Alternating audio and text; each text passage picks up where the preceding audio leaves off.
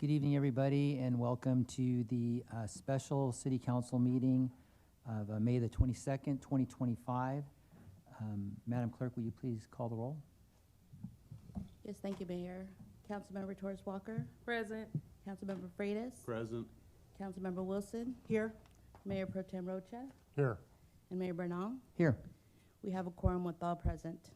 Thank you. Will you please join me in the Pledge of Allegiance?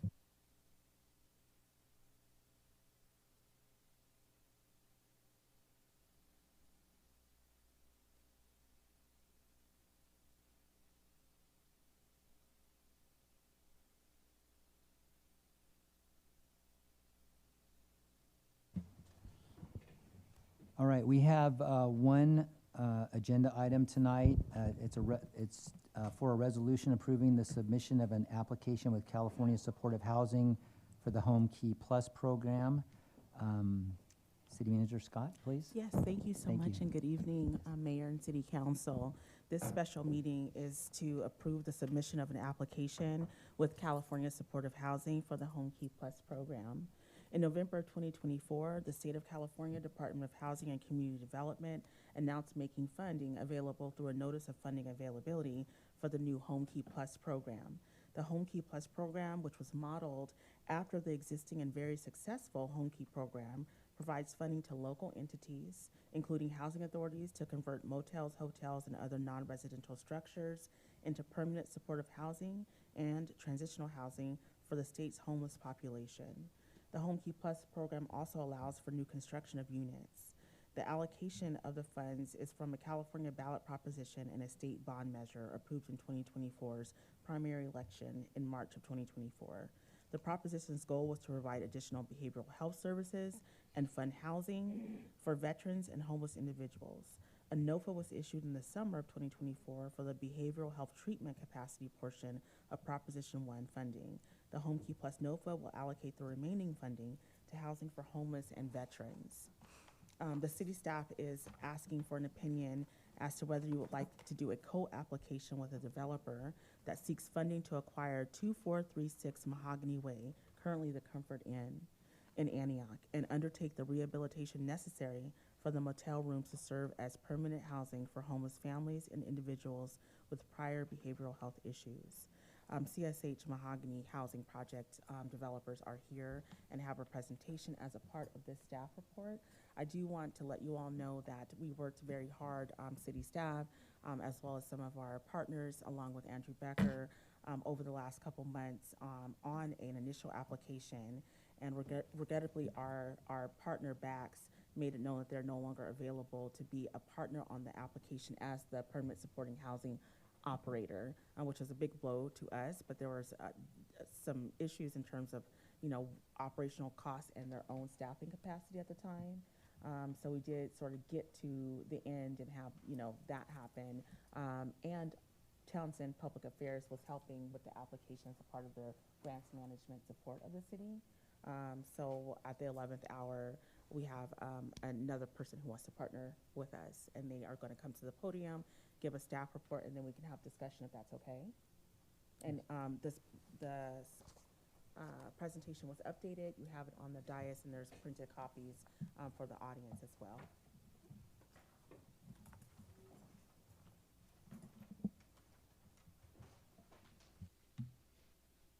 Okay. Thankfully, the chief knows how to work this. Thank you. And thank you for providing this as well. Hey, thank you, Mayor. Thank you, Vice Mayor. Thank you, council members, for giving us this opportunity.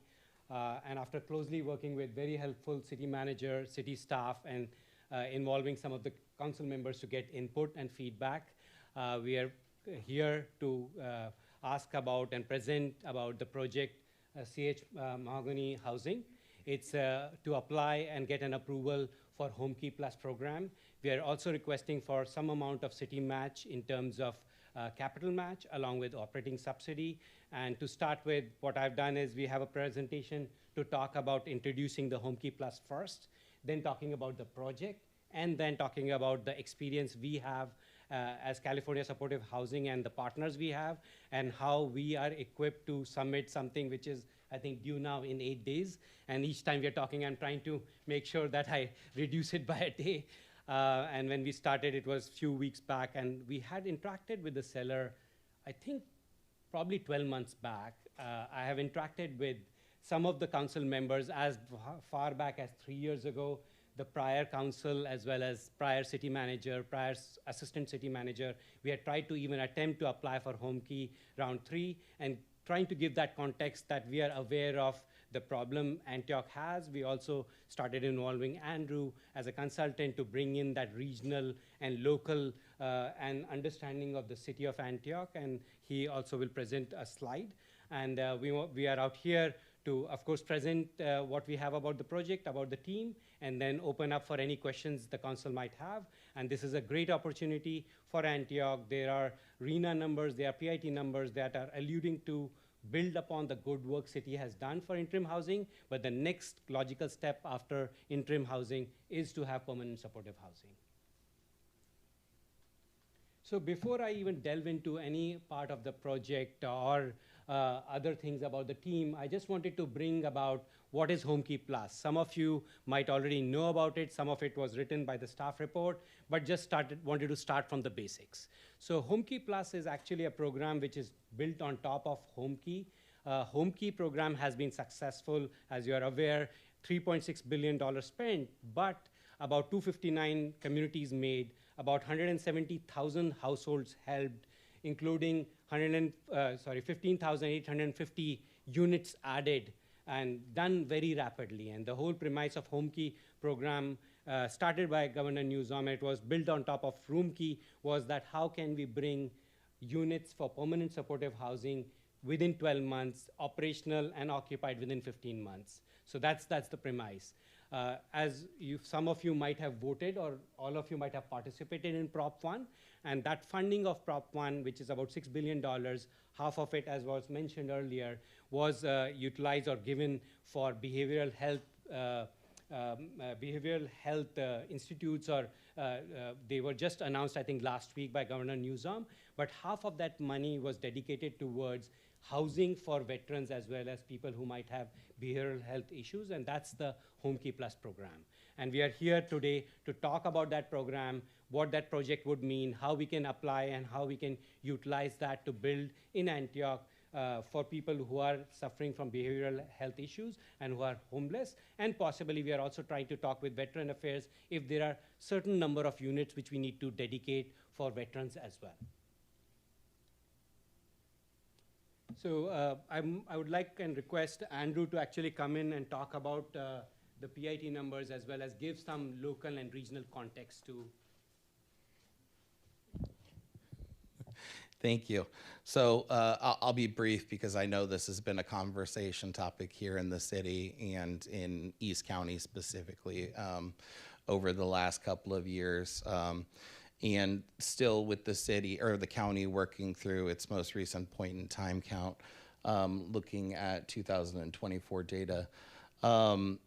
The county understands that we have a crisis around unsheltered regionally. And here in East County, we've seen our point in time count rise because of the lack of those services, especially once again here in East County, to be able to meet the needs of that specific population. And so with the city of Antioch most recently submitting its housing element update to the state and receiving certification, acknowledging the regional housing need allocation numbers, RENA numbers, that do specifically come down to us as a city. And then looking at the growth of the community as a whole through development. So looking at that Summersville corridor and understanding that your housing in pipeline projects right now are bringing significant growth in the housing space to the city. So appropriately addressing that housing at its different levels of AMIs or needs within the community. And we see here in Antioch that by and large, our largest needs not being met are in the extremely low income space. And Home Key, such as some of the other affordable programs at a state level that I've spoken on previously, are dollars that are specifically dedicated to that specific population. And as a developer, as many of you understand through background and experience with developments, dollars within that development pencil at the rents that can be charged on site and the services or amenities that are provided. And so Home Key Plus, once again, looks at that as permanent supportive housing. So your extremely low income housing matched with those services and allowing those state grant dollars that are non-repayable to the state, to fill that extreme gap that typically is found in those pro formas. So to say that all of that is regionally, we understand that we have growing needs through our point in time count as well as our arena numbers. And Home Key Plus is a funding avenue that specifically drives at that extremely low income population. And that gives a bit of context to the region's needs, as well as the county's focus, specifically having Contra Costa Health out here in the last few months to present to council on the needs, specifically centered around behavioral health, mental health, and how the county can regionally support those needs. And so Home Key, once again, ties in the behavioral health department at a county level and helps to tie them to the specific population. So with that, I'll pass it back over to Puneet to go through the rest of the slides. Thank you. Thanks, Andrew. And just to add one more thing, I think commending to the city's work done over the last few years, I might be repeating myself, and thanks for pointing that out. But I think starting the interim housing for the last few years, spending several $1 million on that, then applying and getting awarded for ERF funds, all those are lining up to having those temporary housing, interim housing for the people who need it the most. But at some point, those folks can, in some sense, and I would like to call that, is graduate from those places and go into a permanent supportive housing, stay there for several years, and at some point, hopefully go into an affordable housing, and that's the intent because of those wrapped around services, providing them the needed training on financials, training on job, making sure they understand what avenues are there from a financial sources perspective, as well as in cases of people who are running into behavioral health issues, providing them the context as well as getting and working with the county and those resources as well. So I think the solution for this, what we are proposing for this Home Key Plus program, is this converting the Comfort Inn, which is a reasonably well-maintained hotel. Some amount of rehabilitation had been done recently on that. So when we looked at the rooms, the bathrooms, the entire hotel itself, it's in reasonable condition.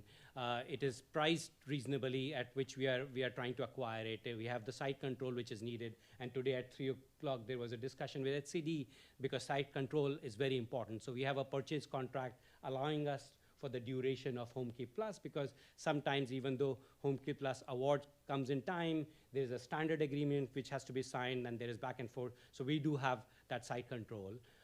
We look for properties, and similar to what we did in Oakland and other places we are doing, we look for land or lot which is much bigger, and this is almost 2 acres. It allows us to go ahead and close the pool, make green area there, make area for biking, make area for walking, make pet area, because many of the folks who are formerly homeless might have pets. So again, the intention is, can we create a sense of community? Can we provide a property which these people are proud of, and then it limits or reduces the amount we need to spend in the future, either operating it or managing it or capital expenditure as well. We also look into how many units are there and how much common space is there, because we have realized to provide these case management services, it's better to have offices which are for these case managers, and they can provide and have individualized sessions. We estimate probably 4 or 5 case managers, including resident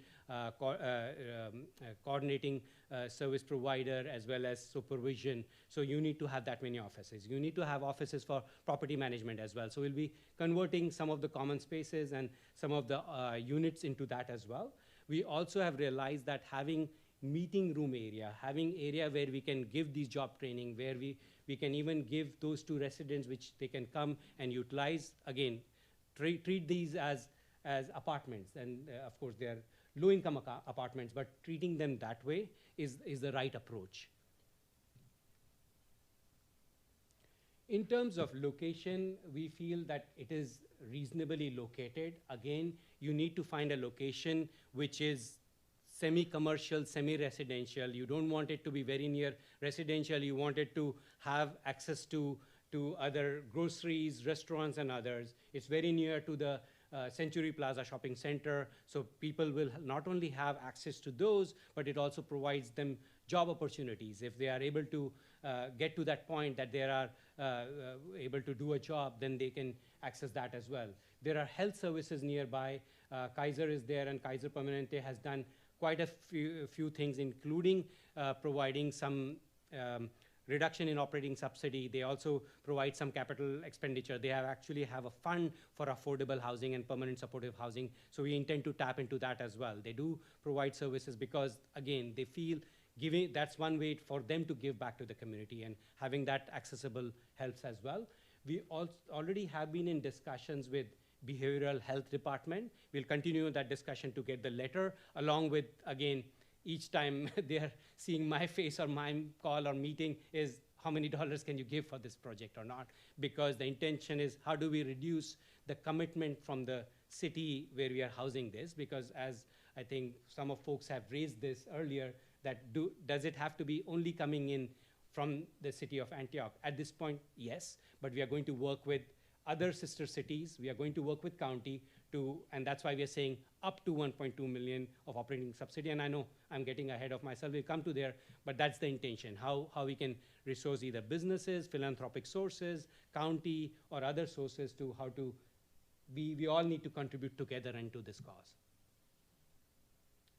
In terms of security, we take that very seriously for any of these properties, because you're trying to house a large number of people who might have or who have behavioral issues. So we would like to have 24/7 security service. We do it by a combination of help desk as well as a security contract in which a security person, a guard, is coming in every night multiple times, and along with the desk clerk, keeping an attention on the security cameras which are throughout the community or throughout the property. Second is we try to make sure that we have fencing all around the property. And this one naturally has, because it's around about the freeway, it naturally already has one side of, I think, I didn't measure it, of course, it's 30 feet long concrete fencing which is there. On the other side, you have 5 feet plus 5 feet. So 5 feet concrete plus 5 feet of wire. Then you have other, as you can see on the left side, wooden fencing. So 3 side fenced. So wherever we need enforcement, we'll do the enforcement. And the 4th side will add fencing, and then we'll have a single gate, which will be access controlled by the security, so that we ensure, and this is all in good faith for the security of the residents, security of people who are around the community, as well as we do not want anyone who can come and create nuisance. So that's the intention. So let me now delve into talking about California supportive housing. We are a mission-based BIPOC nonprofit focused predominantly about permanent supportive housing and affordable housing. We have tried to assemble a great team. Kathy, who is our director of development, she has done this for her entire life. She worked with in Santa Clara County for the county and the city first, and then for another nonprofit. Her thought process and our mission and passion are aligned. That's why she is supporting us. She has built more than 1,200 plus units in Bay Area itself. Our home key lead, Stephen, is ex-Mercy Housing. He supports only 2 nonprofits right now. Basically, he decided to move on to consulting, but consulting with just 2 nonprofits because he wanted to have flexibility, but he's not just consulting for consulting. He actually has done more than 4 home key projects itself. Out of, like, one was our Oakland, and I'll talk about the Oakland project in a bit, but 3 of them are already, they were round 1, round 2, round 3. They are already complete, up and running, occupied. So we know what we are talking about. Our team has done this. Among our team, we have done 30 plus permanent supportive housing built up, maintaining all our projects of course, their past life, were delivered on time, delivered on budget. And again, we believe that it's better to plan first, otherwise you might fail later on. So it's better to do that. In terms of Home Key Plus experience, in addition to the Home Key, we were selected by a northern city, the only nonprofit, to apply for that Home Key Plus submission. We just completed that last week. So we already met the thresholds. We already met what was required. Project-based vouchers were given. We had a robust cash flow operating subsidy plan, as well as capital expenditure, all reviewed, vetted by the housing authority. The housing authority reviews before they apply. So it was all well done, and it is submitted, and we can leverage the learnings from there. So we are ahead in that respect for Home Key Plus as well. So just going to talk about the Oakland Home Key project. So that's very relevant because we just won that in round 3. It was the largest project in the Bay Area with highest count. We were giving $20.4 million. Along with that, we were able to raise $1.5 million of philanthropic funds. There were $1.4 million of funds which were deferred, so about close to $24 million for that property. Based on our application, based on when we got awarded, and it was indicative in today's meeting with HCD, they remember us supporting them very well. And that's why that meeting was just 10 minutes, and they gave us the go-ahead, and they will send out an email tomorrow.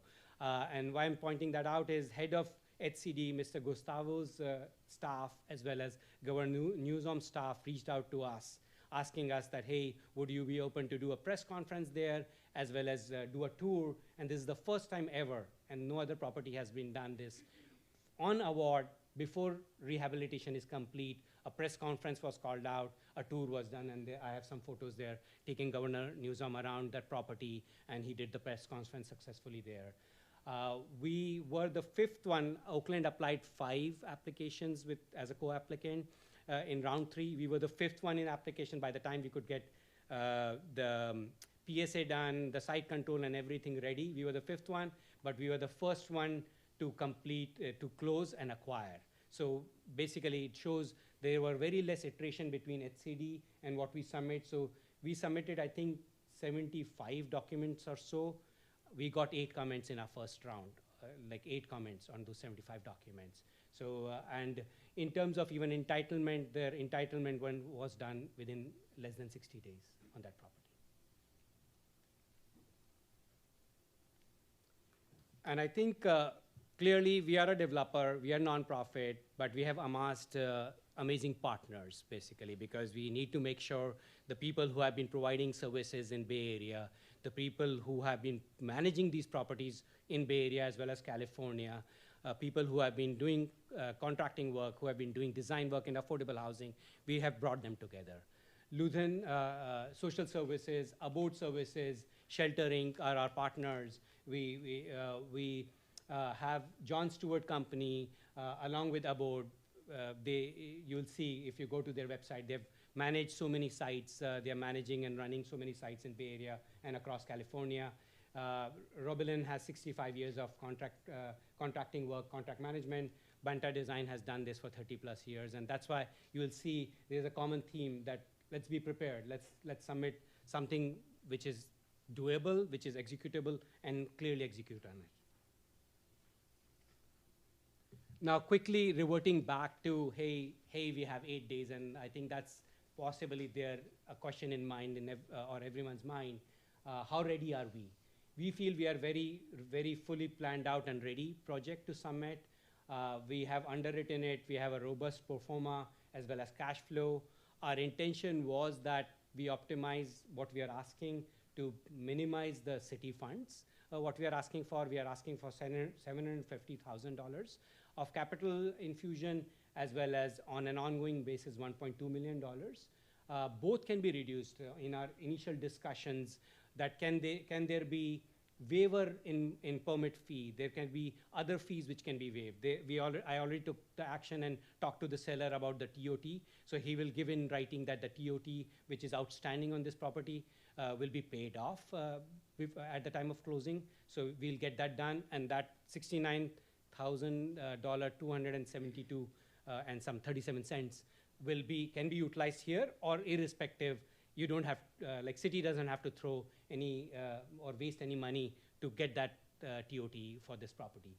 On the operating side, clearly, we were just talking as well, there are certain dollars which are coming in later part of this year, June 2025, or even in 2026. Some of the prop money which was handed out was through projects, but then some of it would be given locally and regionally. So some the county will get. And those dollars would be for operating subsidy or for operational for such projects which are targeted for behavioral health. That's how they have tied it. So if we have this project, then we can continue working on getting those dollars. Second is we'll continue looking at CALA AIM, as I mentioned earlier, Kaiser Permanente or other insurance companies, Medicaid, Medi-Cal, any other county vouchers, HCV, anything, Section 8, anything which we can utilize. Here I was mentioning ERF fund, not for the existing fund, but any future equivalent of ERF funds, we can apply for those as well. And as I helped raise, or my nonprofit raised 1.5 million for Oakland, we'll continue raising how we can get some philanthropic money as well. In terms of requirements, what we need from the city is a resolution which we have put in front of the council for approval. Along with that, we'll need one document from the county. We'll need those commitment letters, but rest of the 62 documents out of the 66 would be done by us. And we took a step back just to make sure that whenever we apply, we are applying for success. We looked at all the 100+ requirement HomeKey Plus has, and if someone gets a chance to look at that Excel, which has 12+ tabs, each of the tabs going with at least 400, 500 lines, we tried to whittle down those requirements and try to compare how ready we are. And this slide and the next tries to highlight that we are meeting and exceeding each of those requirements. First and foremost, they look for, do you have PSH experience? So being a prior awardee as well as completing several HomeKey and other PSH well positions us that. Second, there is a required pre-app meeting which was held today already at 3 p.m. with HCD, so that's already met. Third is financial soundness, so we are very strong in terms of net assets with our nonprofit, and we have put greater attention to the capital, operating, and cash flow for the project. We have support from the Department of Behavioral Health, and we'll continue with that discussion with Adam as a follow-on tomorrow with help of Ms. Scott, and following on that and getting that letter, and of course, if there are any funds which we can tap onto. There are mandatory threshold requirements of 41. We meet and exceed each one of those 41. And then we have a clear, robust plan from today, actually from yesterday, which is pre-development, to we are still in application phase now, to award, because from now till award, we'll work on the entitlement and others. And then on award, standard agreement, to pre-construction, to construction, to completion, to occupancy, and then running. So we have a 5-phased approach. And for each of those 5 phases, we have identified resources from our side, from service provider side, from our vendors, from our architects, from our consultants and others, and again, minimizing what we need to have from the city. But of course, having a cadence of every 2 weeks meeting, updating the city, and at some point updating the council, how we are progressing, but it is all well defined, and that's what we utilized and are utilizing for Oakland, and we are replicating and modifying it with the learnings we have. So we have that as well. There is a minimum scoring requirement of 100, and if you do not meet that 100, your application is not looked at. We are way above 100. So, and today was pointed out that there have been certain applications which have been received, which are not as flushed out on the operating subsidy side, and they're asking for quite a number of amount of operating subsidy dollars, and that's impacting their threshold, that's impacting how they are being perceived, and they did bring it up, and we have already looked at it, and we already handled that when we were applying last week. So we are going to leverage that. I think we'll be close to 116 points out of 145 or so. Even though it says 176, they're double counting in some places. It's about 140. So we'll be doing 116, which puts us very well. And there is a additional 10 points which you get if you actually are structuring your operating subsidy and others well, and that's what we are doing. So we'll get that as well, and we'll get a preferential treatment on that. In terms of how are we going to prepare 66 documents in the next 8 days, we already started working on them. There are few documents which are organizational related, how you are structuring the project and others. We are already leveraging that from the prior project. I would say 50 to 60% is leverageable, and we have started writing those already in advance, basically. So that, hey, by end of this Friday, and I know my team is telling maybe by this weekend, we will have half of them done. That's the idea, so that we enter the next week in a very good shape.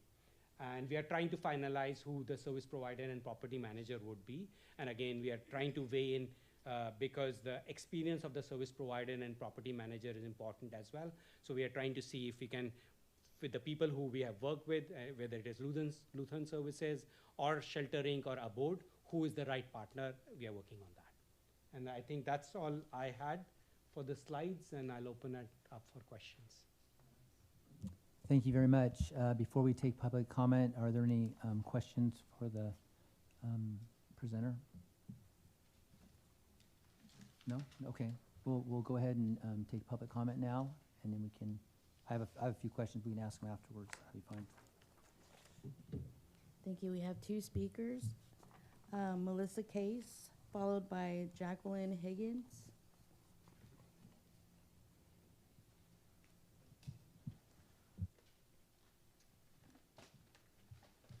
Well, I guess Andrew already spoke, so he put in my card. I just first want to thank the council and Andrew and the city manager for trying to put this together. I know y'all are working hard on balancing the budget, and that would be a concern here, but I don't think we can afford to miss this round of Home Key Plus. If we do, we risk repeating mistakes of the past council, choosing temporary fixes over transformative change. Approving Comfort Inn for a Rooms for Homeless program and VA isn't just about compassionate thing to do, it's actually strategic as well to the vitality of Antioch.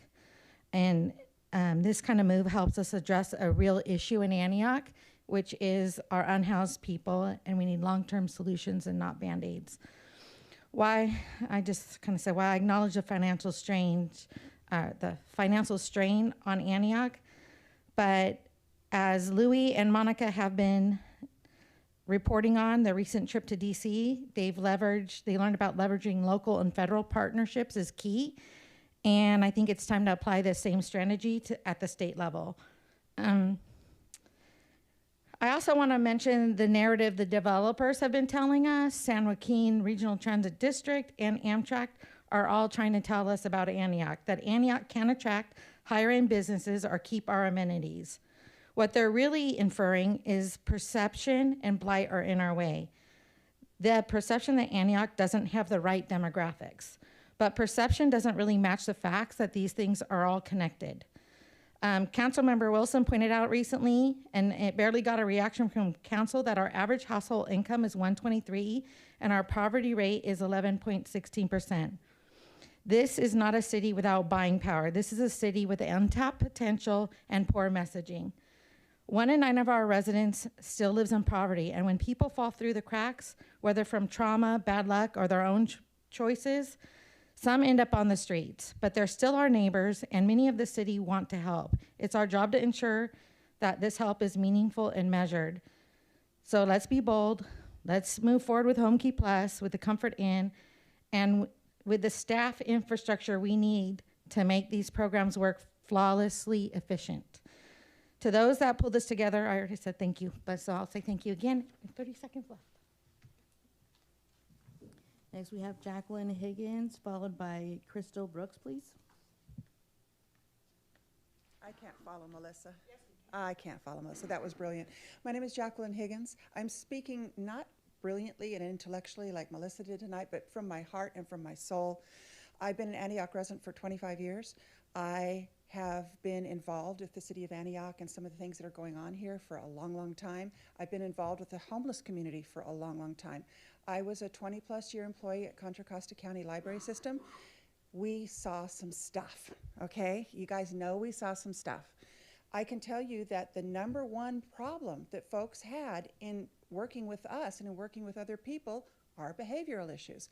And that's why we have a lot of the problems that we have. I would like to apologize to you because I'm going to point out one failure in your project, okay? One of the best things about Antioch are our resources. This gentleman mentioned Shelter Inc., but what you forgot or didn't know about was a block down the street from this place is Opportunity Junction. They're one of the best employment aids in the whole United States. They are wonderful. They do help for opportunity. They help you, Opportunity lives here. They help you find employment opportunities and they help train folks. On a personal note, I care. I really care. When I applied for the librarian position at Antioch, they said, if you had $10,000 to spend on a program, what would you do? And I didn't have this. I didn't know this question was going to come up. And so I spoke again from my heart and my soul, and I said, I would explain to people the difference between law-abiding citizens who are without homes and lawbreakers. Most of the city of Antioch, when the citizens of Antioch see the homeless out there, they see lawbreakers. They see trespassers. They see people that throw the garbage around. They see people that vandalize. That is not the majority of our homeless population in Antioch. I worked very closely with, it's 3 C's, community, no, 3 H's, housing, homelessness, and health. Thank you. Thank you, thank you. I worked very closely with them. We did not get the $10,000 for my project like I wanted to do, but then the city of Antioch brought this beautiful film in. I can't remember the name of it, but I went down to the El Campanile Theater and saw it with the city and with police officers. It was brilliant, talking about the very same thing. What you see on the streets is not necessarily what is the problem.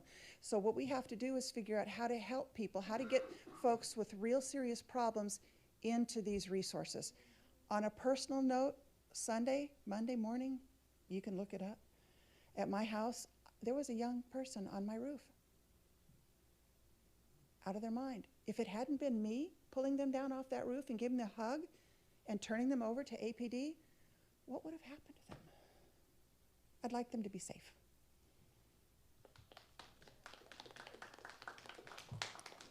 Crystal Brooks, followed by Nicole Gardner, please. Hello. So for those of you who don't know my story, my husband got sick in 2019 with necrotizing autoimmune myopathy, which took him completely out of work. We have been homeless off and on 4 times in the last 2 years.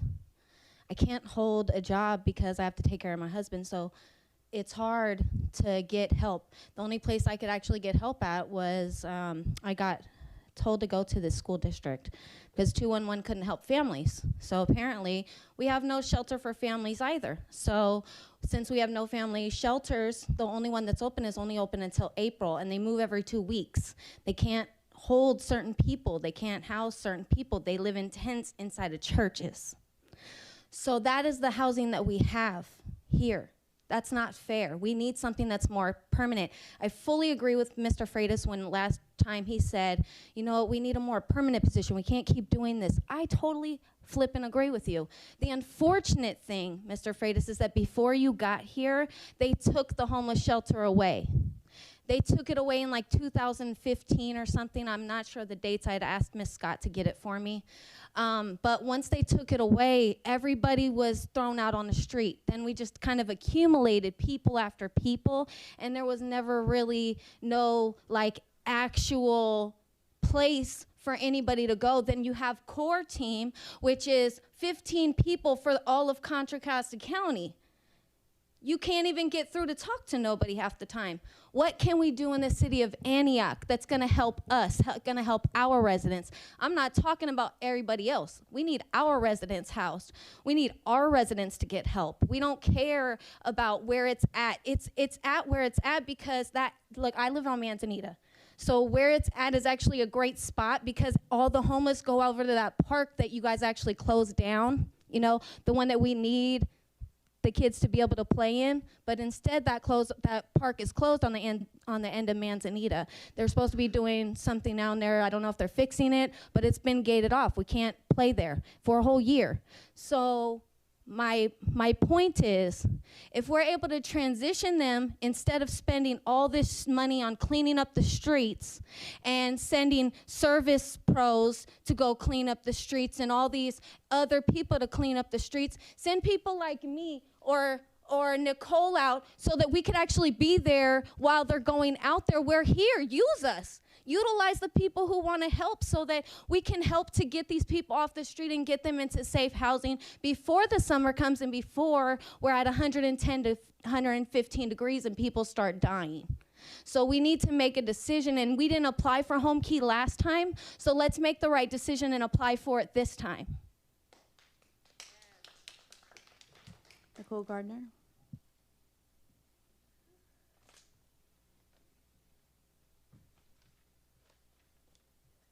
Girl, you short. Good evening. So I had a whole another speech ready because I was not expecting that from you, Melissa. I kind of went on social media today and I heard some of Melissa's concerns and I had to a whole look. So I have to go outside of that. So what I will say, is that I was called today. There was a homeless, unhoused woman that I interact with every so often, and she called me on Viera saying, you know, they're gonna sweep me, they're gonna take everything out. So I get a lot of these calls, but she was really afraid, and I could hear it in her voice. So I went down there and, you know, I was thinking, I was like, where is code enforcement? Where is the APD? You know, that's what I usually see, right? When I go out, and they were like contractors, like a bunch of people that contract with the city and the county that were there. And I'm thinking like, how much money are we spending on contractors or to sweep people from street corner to street corner? These people were in the fields. I'm telling you, best encampments in the fields away from everybody, and we're still sweeping people. And I want to kind of bring up what we talked about. I think you were there when Joy Motts and Lamar had their homeless encampment task force, and we talked about all of the agencies and how much money we are spending to literally sweep people from street corner to street corner, and with our hospital, with Sutter, with all the bus, with Tri-Delta Transit. It's a lot of money. We're spending that over and over. I was trying to look. Oh, I left my phone, damn. Excuse me. I was trying to look and see how much the former mayor, I think Mayor Wright, back in the day was talking about how I think it cost at $100,000, he said, or that's what he said, to sweep one encampment. And that is a lot of money, you guys. Like, why are we not spending this money to house folks? I've been talking, thank you. I've been talking over and over about Amtrak. And I'm not naive. I know what's going on Amtrak, what y'all trying to do, businesses, fix Amtrak, but you have to understand these people have to have somewhere to go. So don't be inhumane. I mean, I know what the governor, the state, the federal agencies are saying that they want cities to do. I understand the pressure, but at the same time, think about the folks that are down there. This is a perfect opportunity. Last time we talked about, thank you, y'all gotta put your money where your mouth is, okay? Because last city council meeting, you were talking about how we need permanent solutions. Home key is the way to go, right? That's what I heard just about every one of you say. So hopefully we can get a vote on this, we can move forward, we can house some folks, and y'all can go to sleep at night and feel good about yourselves. You know what I mean? Because we can't continue to be doing this with homeless people. God don't like it, I'm telling you. He doesn't. So let's do the right thing. Thank you. Mary Lutz, followed by Andrew Becker.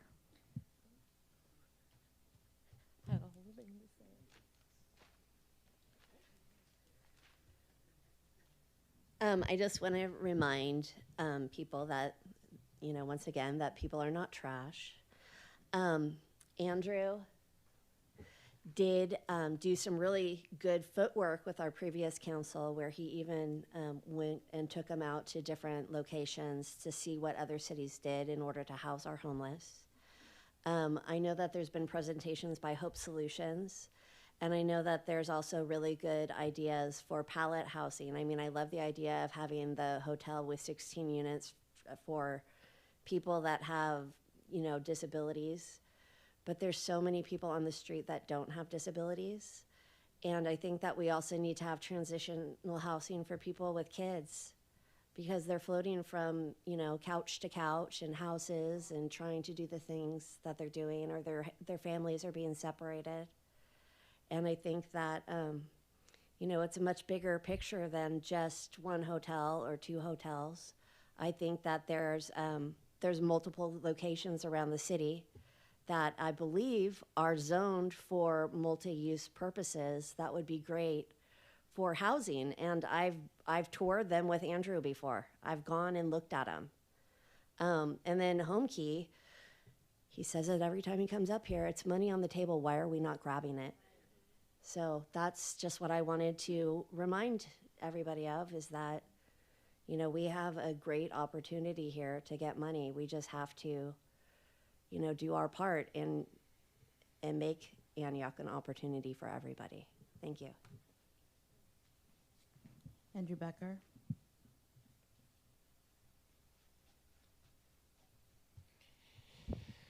Thank you for the opportunity to present earlier. I appreciate the opportunity to comment as a community member. And forgive me if I get a little sentimental, because this has been a process.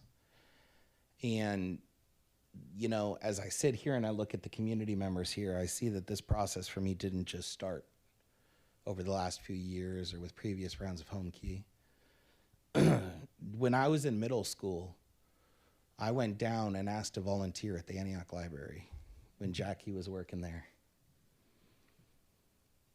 And I committed a lot of hours there, made some mistakes, had some growing lessons,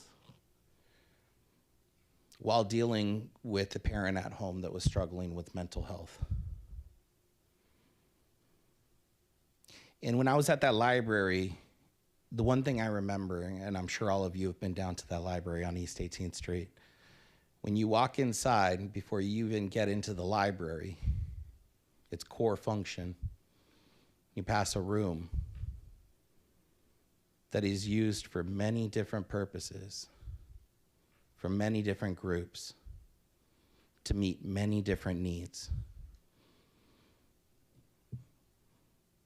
I know when I ordered pizza and printed out pages for the housing element, and I appreciate the previous librarian allowing that county resource,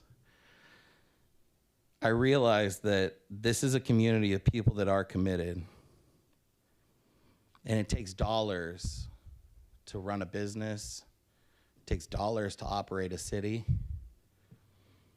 and in this world we live in, it takes dollars to find solutions. If you get cancer, you have to pay to try to live. If your wife beats you or your husband beats you, you have to pay somebody to try to get representation. This world is built around money. And I'm not going to sit here and say, let's throw it away. But I will use my last few seconds to say that this is a community with needs. And this developer has worked so hard to bring these costs down and this ask from you as a city. And the language of even up to $750K or 1.2 million is so intentional, because it's not somebody saying, give me 1.2 million annually for the rest of these next up to 15 years, but saying this is what we need to leverage this opportunity right now, and we're committed to driving those costs down for you. The state is on board, the developer is on board, city staff, I hope, is on board. Let's get behind this. The community is here. Thank you. No more speakers.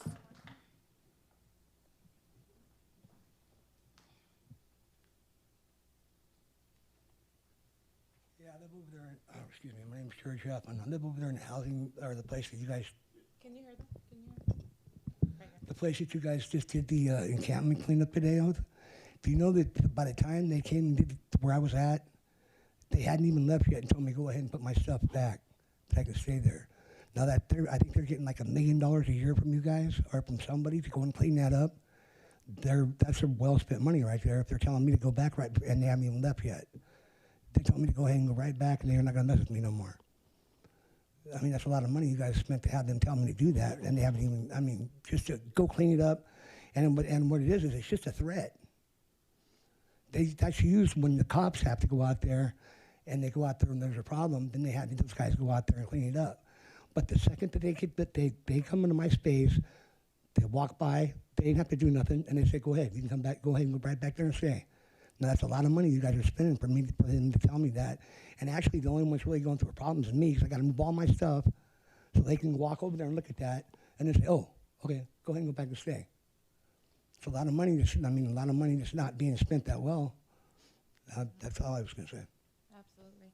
And just really quick, this is the guy that I met I just met him today in the encampment that I went to today. So I'm thankful that he came to speak. Thank you. No more speakers. All right, thank you. It's now to the council for any questions or comments. Panita, I have a few questions, please. So I'm not as familiar with the whole home key process, so it's a 5-year plus 2 5-year options. Yeah. So how does that exactly work? Are we committing to 15 years now by virtue of this, or are we committing to 5 years with the city having the option of going further? How does that work? Yeah. So for any home key or home key plus project, you have to show that you have a project which is at least viable for 15 years, cash flow positive. And that's why it is intentionally we have put it 5 years with 2 5-year options, rather than coming and saying we need commit $1.2 million for 15 years. We also want to sign up for, and we'll have regulatory agreement. We will have performance measures. Are we as a developer, along with our service provider, are making sure they're providing the committed wrapped around services. And then 6th year comes, and then we come back and say that, hey, 2 things happened. One, we tapped into Cal-AIM, we tapped into behavioral health, we worked with county, we got these many vouchers, we only need $400,000 remaining now moving forward for the next 5 years. So in that respect, we are coming back. But to show the operating subsidy and have a cash flow, that's how we have structured it. So the city's really committing to $18 million then, up to $18 million, $1.2 million a year for 15 years? Is that correct? Yes. Okay. How many total units are there in that hotel? 119. Okay, so 119 and this is for not 60 to 85, yeah. 60 to 85. So what happens to the rest of the units? Yeah. So 2 things happen. Some of the units are utilized, as I was mentioning, for case manager offices, property manager offices. Some units we combine to make common meeting space area. For a community of this size, having at least 2,500 square feet of total common space is required. But I think I would say that about 10 of the units are gone for that. But there would be still 20, 30 units which are remaining. So we are contemplating to do 2 or 3 things with that. One is, can we still utilize them, separate them out, and run them as the hotel? That's the least preferred. That's one. So that, again, going back to, can we get some money to reduce the 1.2? Second is, I think, and going back to the comments which were just passed, if there are other additional temporary housing needs which we can satisfy, can we do that with those units as well? And third is, if we have this model which works out well, and we can apply for other federal sources as well on top of this, we go ahead and apply and say that, hey, we are bringing additional 20 units up and running, versus what we have seen a sweet spot is 60 to 80 is manageable. And if you see that and you're able to manage that, if you're working and it's working well, then go ahead and expand it. And that's how we are using it. Third, it helps us as the city as well as the developer. HomeKey Plus has made a drastic change than HomeKey. It is giving dollars based on the number of units which are present on acquisition, not the number which are there. So we will get higher CapEx dollars, and 60 and 85 is more driven by how much operating subsidy we are ready to commit. If we are ready to commit twice of that, if it was 60, instead it was 120, then the bill would also go up, because you have to have that many wraparound services. You have to have, we are far exceeding the case manager to individual ratios which a HomeKey requires, because if you do not provide them the right wrapped around services, you do not provide the case management, then you are not helping, you are just providing that at that point, just the housing. And that's why the whole permanent supportive housing. When would we know if we have 60 or 85 units? I mean, obviously we'd want more units than less. So when would we find out how many total units? We will finalize it before we are submitting, basically. So we'll work with city staff and others, and we'll see. So next step after the resolution is passed, we get the approval. Tomorrow we start working with the county. We start seeing if there are any county dollars. If there are certain county dollars, then it's not 60, it's maybe 65.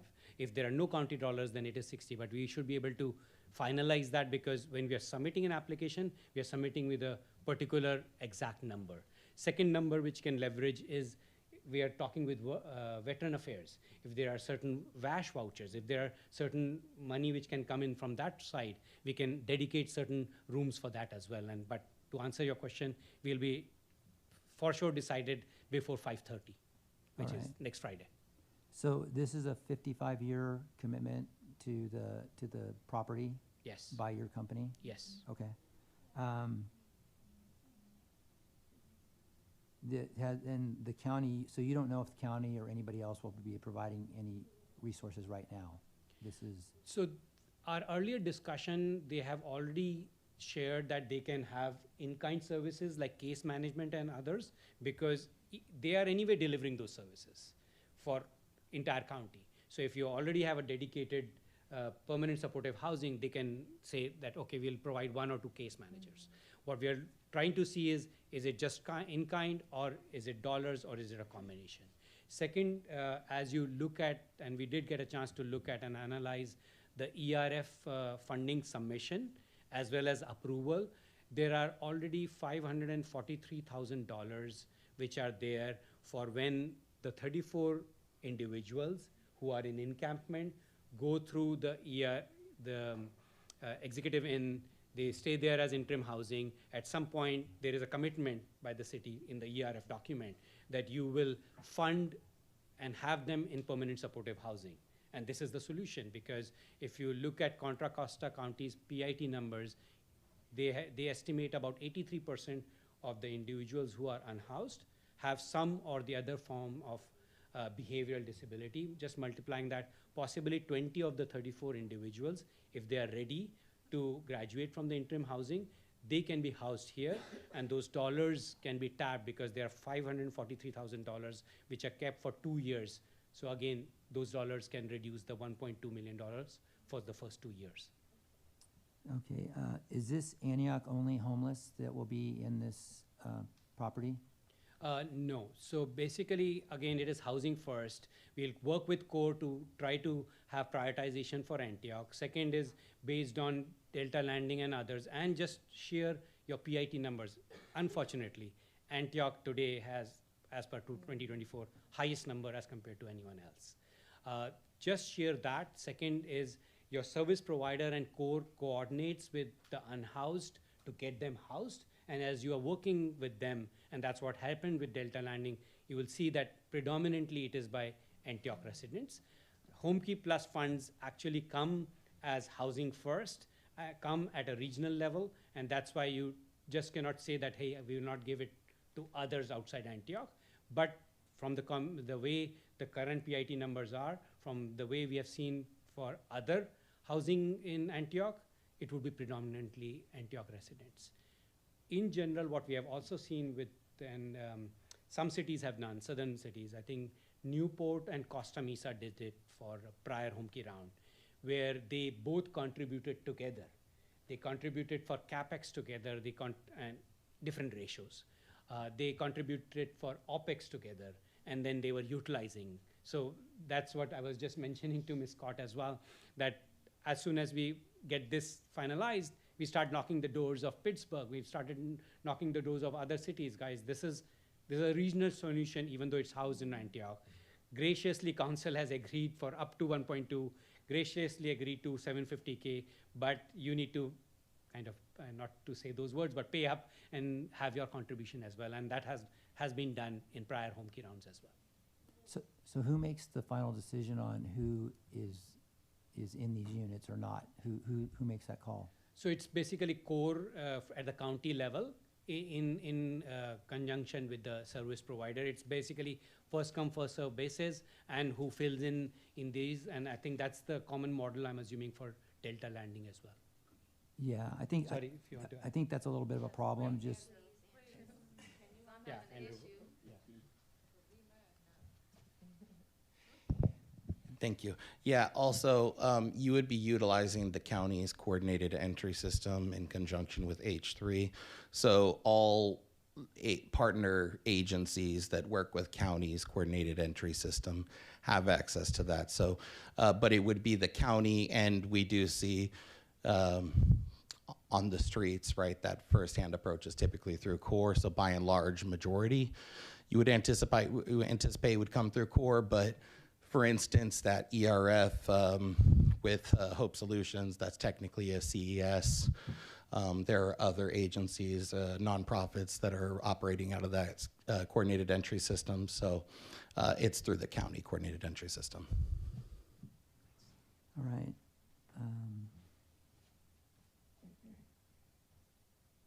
What you mentioned the county. What does the county need to do to provide approval for this before the application is submitted? What's their role in this? Yeah, so it's twofold. One is a Can you- requirement, can you- sorry. It's twofold. One is a requirement, which is a letter from Behavioral Health Department stating that they support this project.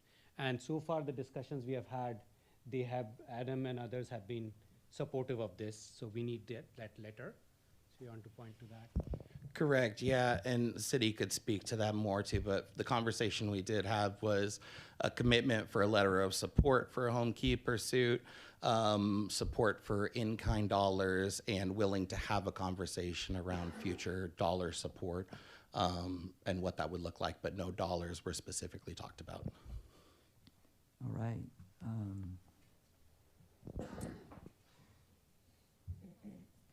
Who attended the pre-app meeting today from the city?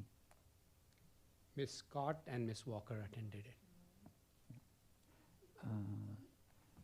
You mentioned the pro forma and cash flow in your presentation. It wasn't included in our packet. Yeah.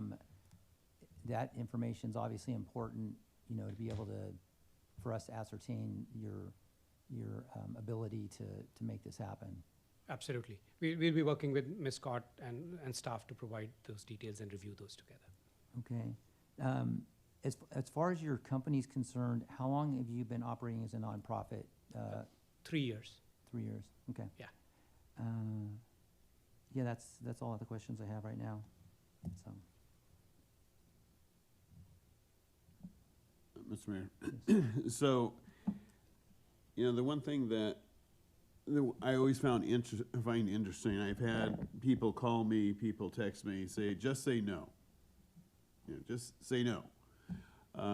Antioch has a fiscal crisis, and this is a upfront $2 million, and Antioch can't afford it.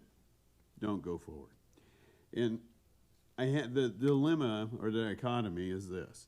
During the campaigns, I think all candidates that ran, that did door-to-door campaigning, meets and greets and things of that sort, I think the top 3 issues that came out was obviously public police services And I think Antioch has responded with the settlement, with agreement with the federal department of DOJ, the hiring of a permanent police chief, the hiring of other police officers. I believe we have 88 and 9 are coming.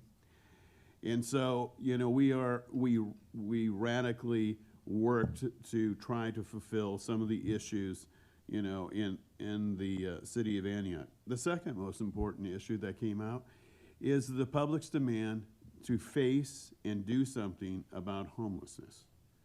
And we heard it from business leaders, we heard it in communities, we heard it everywhere we went. What is the city of Antioch going to do? Now, I will tell you, this is probably the worst timing to come forward to the city at this particular time. But I also understand this. The voters of the state of California approved the proposition in November of 2024 to address the homelessness issue. And so this is a $30 million, you know, application, correct? Yes. And so if we turn our back on this, you know, we're not going to be a part of this funding. And so, yes, $30 million. Our first year commitment is $2 million. And frankly, it is very difficult to face the community, the residents, the voters, and say, yeah, your number 2 issue was homelessness, but here was a $30 million, you know, opportunity for us, and we said no. Right. So it doesn't make sense to me, as difficult as this is going to be to finance for us, to say no. And I know a lot of people are probably shocked because they would think, oh, well, Don is so fiscally responsible, there's no way that he's going to embrace this. You know, for a $2 million initial investment to get $30 million is kind of a no-brainer to me, all right? So I read this and I come back and say, you know, our obligation is to the community.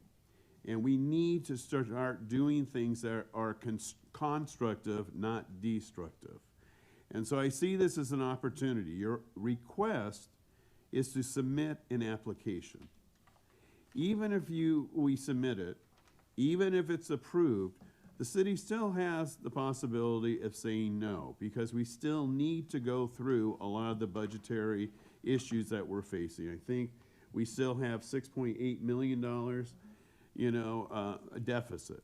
I mean, the tragedy is this city council has a $54 million deficit. That's like 50% of our budget.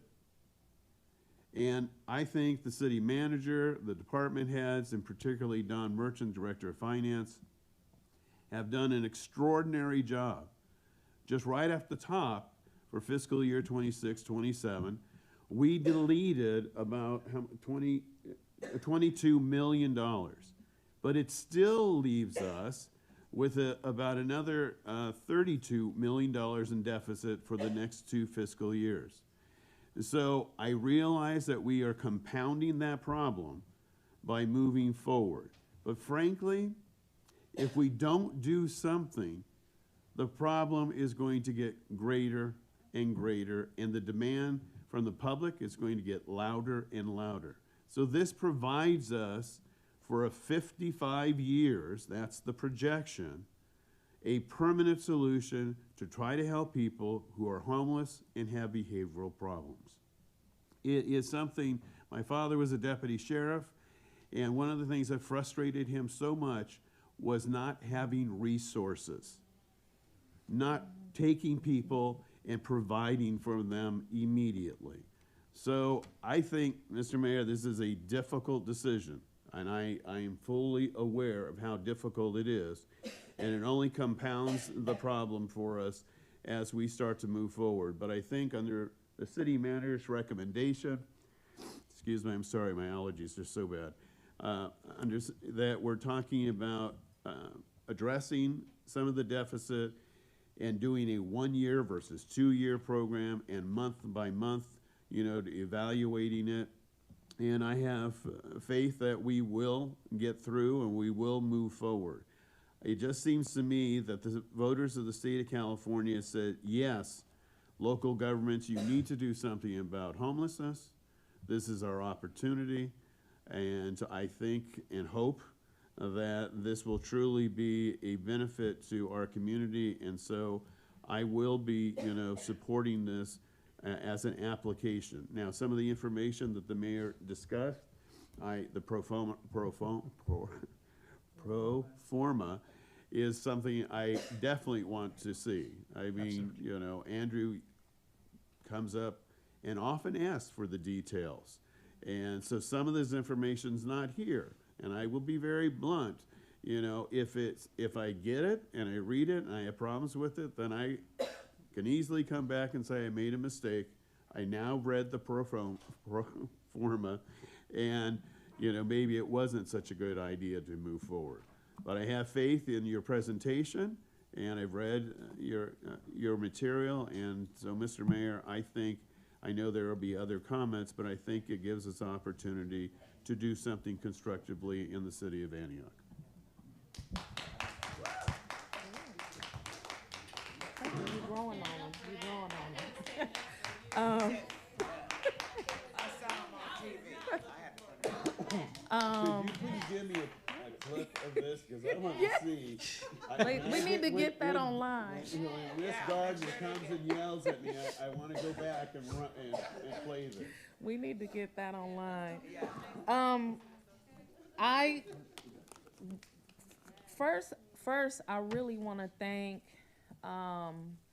Mary and Carlos and Andrew and Nicole and everybody who took me to walk through encampments, whether it was in 110-degree weather, thank you, Antioch, for the weather, or whether it was in the middle of the night in an encampment the day before it was going to be swept, and helping me actually understand that these are communities. And you all really did the hard work, the hard work, right? One of the things I want to, I just also want to thank Andrew for being relentless. And I know it's a risk, right? It's a fiscal risk, it's a budgetary risk. I know Councilmember Freitas said, I know people wasn't expecting this from me. He really is softy, but don't publish that. Don't make that public. So I would like for, I don't want to be the dead horse. Like, this has been a long time coming for Antioch. I can't believe we didn't do it the first round when I brought it to council and me and Andrew worked really hard. I can't believe we didn't do it the second round when I brought it to council and me and Andrew worked really hard. I can't believe it didn't happen the third round when we had ARPA money that we committed to actually move this forward, and we still couldn't get a vote through the council or real support to make this happen. And I want to remind you that that was from 2021 to now. That was a long time of advocacy. I feel like if Andrew would have gave up, it would have hurt for me, because I really wanted to see this happen. And that's that's the power of Antioch residents. Like, y'all are relentless. Y'all really don't give up. And I think that's an important, that's really important in this community, is that y'all are steadfast, and when y'all know something will work in Antioch, y'all fight for it. And I just appreciate everybody. And Nicole is right. We actually do spend a lot of money on moving people from corner to corner. We use the Antioch Police Department services. We use Public Works services. The city of Antioch has funded its own core team. We have our own core team just in Antioch because the need was so high. So when we talk about will Antioch residents get priority, the unhoused folks at Delta Landing, the majority are unhoused Antioch residents. The majority of individuals at the executive end over the last 2 years were Antioch unhoused residents. And because our point in time count is so high and we already have our own core team, I know that those numbers at this potential site will also be Antioch unhoused residents. So we spend money from APD, we staff time and resources from Public Works, we have funded our own core team, and then Public Works staff came to the city council and said it's unsafe to ask us to go into these encampments and continue to clean and sweep people. It is unsafe for us as staff. You should care about our health and well-being as well, because we have families. And the city of Antioch entered into a contract to actually go, a contractor to actually go out to the encampments with APD, with Public Works, with the core team, and the contractor all showing up on the scene at the same time. You actually spend more money that way trying to address the issue rather than in the future spending less to have a permanent solution. So it's clear that I'm gonna support this because it's been so long. But I do agree that we do need to continue to work with philanthropy, the county, the state, other neighboring cities to figure out how to reduce the cost burden on the city of Antioch, because this is a regional issue. Absolutely. And I think in addition to that, just to add, there are several dollars which are there both at the federal and state level, which city is eligible, which is not being tapped into. And many a times what happens is when you go to a behavioral health department at county and you say, hey, I have a new project, do you have dollars? Oh, I've spent all my dollars. But if you have a project and then you ask for subsequent year, whether it's PLHA money, HAP money, whether it's county money, then you are entitled and try to hopefully reduce the 1.2 to close to 0 if we can. Yeah, I just wanted to, again, there's a lot going on in this city. You know, I grew up here. I was principal at the high school for a long time, and I could see firsthand the changes that were happening in our community. Many of the students at Antioch High School that I worked with were homeless. You know, we would have to, you know, they called it couch surfing. We had students that we knew that we had to take extra care of, and we had families that sometimes lived in their vehicles and they would have to come to the auto shop, and our students, our teachers that worked in the auto program would fix their cars or do what we could. And I was always amazed that the students that sometimes were faced with the most difficult circumstances were some of our most highest achieving academic students. So I've always, you know, growing up in this town, no matter what people say about Antioch, you know, I've always been, you know, down for Antioch. I just believe that we've always taken care of each other. That's the way that I was raised. You know, we take care of one another. You know, that's the way when I was growing up, parents worked together to help each other out. You know, students, children that I grew up with, still my closest friends. So for me, this is a new chapter in my career from my previous career, and there's a lot to learn here. But one of the things that comes up for me when I look at what we're faced with, you know, in a community development block grant meeting we just had on Wednesday morning, Council Member Torres Walker and I were looking at what we have available to us in terms of resources annually. We have about 900, I think it's 911,000 for this year. It's generally around 850,000.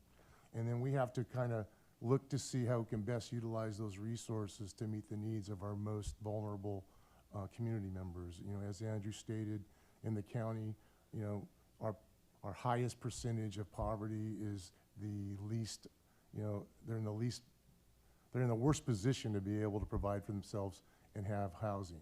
You know, we have many seniors in this community, including my parents, that are, you know, 80s and 90-year-old, that struggle to take care of the property that they live in that's 30 plus years old. And so, you know, there's a lot, you know, in the CDBG, there's funds to help for rental assistance, there's funds to help youth and families, there's funds to help disabled, and And always high on my list are veterans, because I have a strong support of veterans. The Stand Down program that's coming up, that's always, really brings to the forefront the challenges that we're faced with our veterans who have served our country and now struggle to take care of themselves. So one of the things that I wanted to bring up was, in looking at the Community Development Block Grant, my understanding is that we have at least 600,000 to potentially 750,000 that can be utilized for acquisition of a property. So I would like to see us do the best we can to utilize what resources we have available to us to offset this big endeavor that we're looking at. But as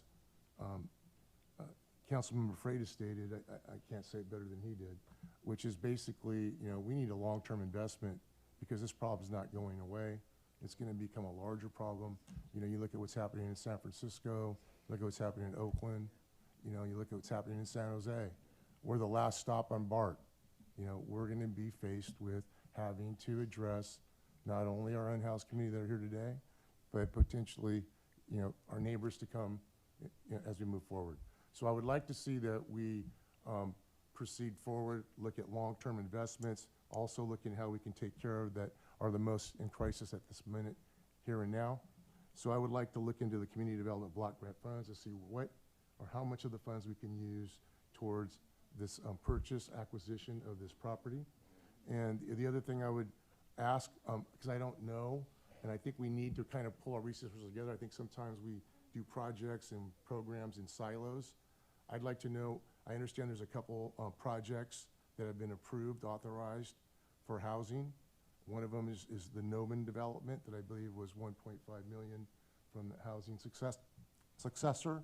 I understand there's been a pre-development, church approval, and I think it says Grace Bible Fellowship. I'd like to know where we're at. How many units are we talking about? What's the timeline? Is we going to be digging into dirt soon, or is this 2 years down the road? Where are we at? The other one I believe is Hope Solutions, and that has pre-development approval. I believe it has church approval, but there's an issue about the property sale, and I don't know if that's on hold or what's going on there. If that can't proceed forward, are there funds there that can help us with this particular long-term investment? So I would ask that we investigate all of our resources and try to pull everything together for the better of our community today and as we go forward. And so I too am going to support this project because I do believe we need long-term solution for this crisis that we're in. Well, just a point of order. So are you directing staff to come back? Is that your? Yeah, I mean, I didn't say it in those terms, but we're making eye contact, the city manager and I. Yes. And she did stop into the CDBG meeting when we were meeting. I saw you standing back there listening in. Yeah. I think both council member Torres Walker and I are charged with ranking applications. How do we best utilize those resources? But I think before we go much further down the road, we really need to know how much of the funds available can be utilized to support long-term investment to address the homeless crisis before we commit to. Well, I understand by looking at the way that this Community Development Block Grant's written, there's so much funds that are limited to how they can be used. So I believe it's around 250,000 to 350,000 of the 911,000 that can be used to support programs. So there's approximately 600 to 700,000 that we could be using as housing successor to support this kind of project. And so I'd like to investigate that, and I also would like to direct sounds like a strong word, but I'll use that term, to look at the two projects that have already been authorized and approved, because I don't think we're in a position to wait, much longer. We need to know, are these things happening or not? And if they're not happening, why not? And if the funds are being held up there, maybe we can utilize those funds on other projects. But I too am kind of at a loss of where we're at with these two projects, because I understand there's up to about 100 spaces or dwellings that could be available through these two projects, but I'd like to know when it's going to happen. And then also, of course, tonight we're learning about the possibilities here. And I think, as Councilman Freitas said, it is an investment. I think it's 1.2 is what we're talking about over 15 years. 1.2 is what, like 1.5% of our overall budget we look at each year. And so I think it's a worthwhile investment for the long term.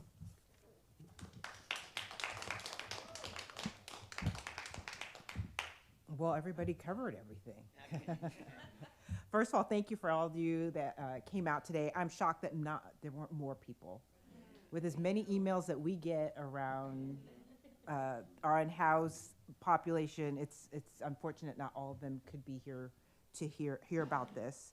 Thank you all of you. Thank you all of you for coming out. Nicole, I remember the first time I sat down and talked to you. You were very passionate. I remember like, who's this woman? And you were very passionate about our unhoused community and your passion. And we talked about how, you know, the people that are unhoused are somebody's mother, father, husband, wife, child, cousin.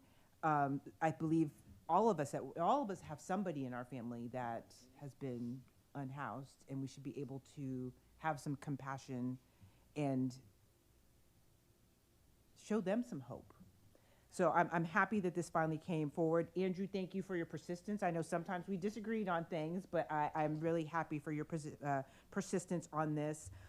Just a couple things I'm probably going to repeat. My fellow council members already said. Sweeps are definitely not working. I'm not going to go into it. It's not working. We spend more money on. We probably will save money on doing this versus the sweeps. Thank you for bringing up the connection with the county, because that was my one question. Was, as a county, because the county has a big responsibility in this as well, and we as a city have been picking this up because at one point Superman wasn't coming and we needed to do something. So we picked it up. So I'm glad the county's involved. I really would like I really like our city manager really to connect with both Supervisor Burgess and Supervisor Scales Preston, because those are the two that represent our city, and making sure that they are involved in this process as well. One question I did have to ask, what are the metrics you use in what's working, what's not working? I do like the fact that you talked about creating space for wraparound services for case managers, for workforce development, to help the populations there. But I'm just curious, what kind of metrics have you used on past projects? Yeah, so it's primarily how effective these services are, and are these people who are housed, how efficacy in terms of being housed, how much they are utilizing our services itself. Are there cases where they are able to actually be financially independent? Many of the cases of people who are unhoused might not have certain incomes, but evaluating what difference we have made on their both financial perspective as well as jobs perspective. And we have 6 criteria, and there are defined HCD criteria which we follow, and we will write it in the standard agreement as well as regulatory agreement that this is what we are targeting. Are we targeting 80% achievement here? Are we targeting above 90% achievement there? So I hope when this goes forward that we can hear report outs on the progress and if you've had to make adjustment. My next question is, what is your experience in this, in working on these projects? What are your experience with TAY youth, transitional age youth? Because that's a huge population within. So our Oakland project actually have 25% units dedicated for TAY. Our service providers actually have experience. We work with Beyond Emancipation. We worked with, a board also has shelter. So you work, I'm sorry, I just want to make sure I heard that right. You do help them through the emancipation process? No, it's a Beyond Emancipation is a nonprofit, which is focused on, mostly focused on TAY. So we have partnered with them in Oakland.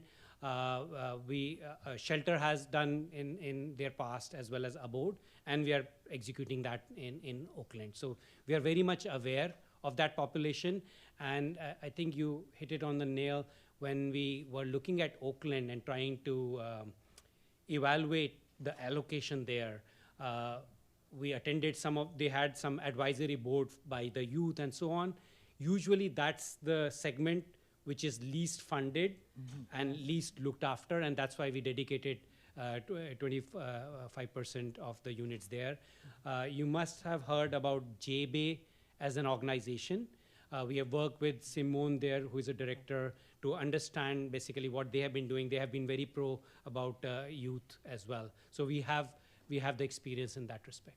So I'm happy that you're working with Tay. Also, our foster youth population is also very underserved. I don't know if anybody else heard that the governor's cutting $13 million from that particular budget around foster youth. So we definitely need to look at that population. A population I work with all the time are survivors of human trafficking that often end up in our in-house community or will end up in places like that. So hopefully you work with organizations that will also help that population as well.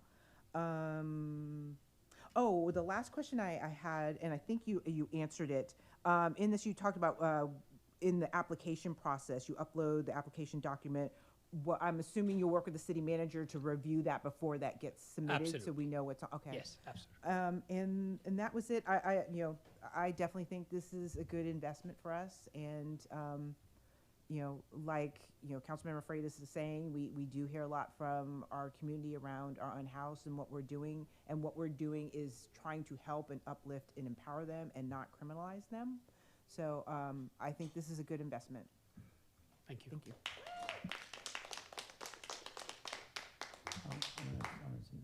So first of all, I want to thank you for your presentation today. Andrew, thank you for all your hard work. I know it's been a passion and it's necessary. So thank you for not giving up. I'm hearing a lot of people talk about sweeps as if this would eliminate sweeps, and that's frankly not going to be the case. There will still be the need for folks to be moved that are not in places that are going to be acceptable to the city. So that's not something that's going to happen through this process. As Councilmember Freitas said, this couldn't be happening at a worse time. We have a 12-point-something million deficit that we were talking about a couple nights ago, and now it would become a 13-point-something million deficit without any real good alternatives to trim that down. And so this is adding a lot of cost. And the difference between this and other things is that this adds cost for the next 15 years. It's not a 1 year or 2 year commitment that we're making. So it's really an $18 million commitment that we're potentially making, plus the 750. It's almost a $19 million commitment to this project.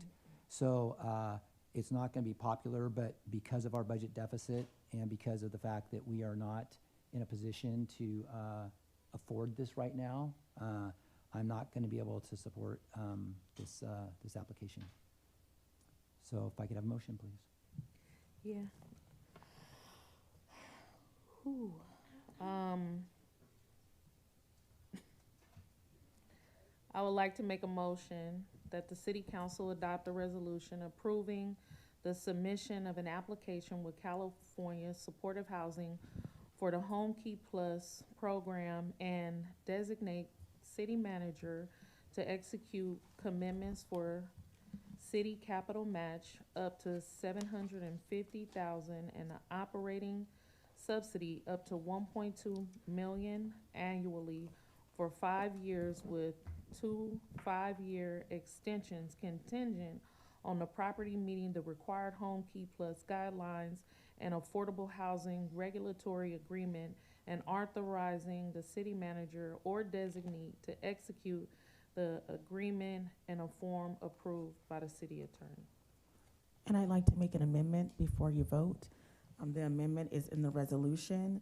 The total amount of the application is up to $34,900,000, which is the application, and that was left out. So if you could do the resolution as amended with that change. And amend the resolution to make the recommended change from the city manager. Second. All right, we have a motion and a second. Could you please call for a vote, Madam Clerk? Okay, can we please cast our votes?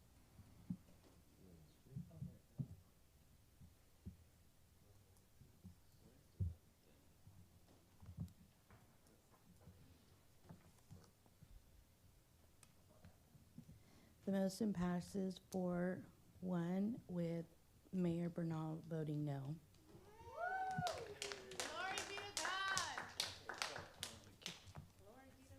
All right, could I please have a motion to adjourn the meeting?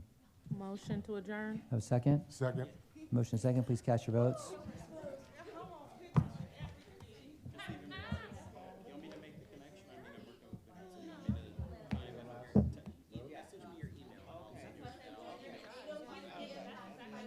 All right, meeting adjourned.